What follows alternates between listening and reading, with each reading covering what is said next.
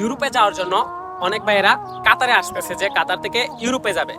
হ্যাঁ, কাতার থেকে ইউরোপে যাওয়া যায়, এটা সত্য, কিন্তু ভালো এজেন্সি দেখে যাওয়া লাগবে।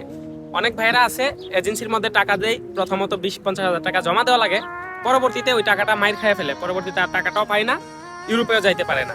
কারণ আপনাকে ইউরোপে যাওয়ার জন্য সর্বপ্রথমই 20,000-50,000 টাকা মানে এজেন্সি আপনার কাছ থেকে বইলা নিব যে ওই টাকাটা দিয়ে ওনারা আগে ভিসার অ্যাপ্লাই করবে। যখন আপনার ওয়ার্ক পারমিট বের হবে তখন আপনার কনফার্ম হয়ে যাবে আর কি যে আপনি ইউরোপে যেতে পারবেন। সো আপনারা যারা কাতার থেকে আসছেন, যে কাতার থেকে ইউরোপে যাবেন, আপনারা যে এজেন্সির মধ্যে টাকাটা জমা দিবেন একটু বুঝে শুনে দেবেন। কারণ অনেক এজেন্সি আছে মনে করেন টাকা নেই, অনেকগুলা মানুষ যখন একসাথে টাকা জমা দেয়, মনে করেন 100 জন মানুষ টাকা জমা দিল 50,000 টাকা করে, তো সবার টাকা একসাথে করে অবশেষে কি করে তাদের অফিস চলে যায়, ওইখান থেকে ভাঙা চলে যায়।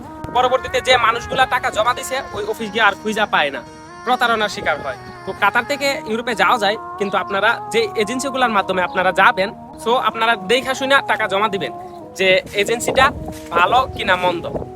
আমার লাস্ট কথা একটাই, আপনারা যারা ইউরোপের জন্য টাকা জমা দিবেন এজেন্সিটা দেখা টাকা জমা দিবেন। ধন্যবাদ।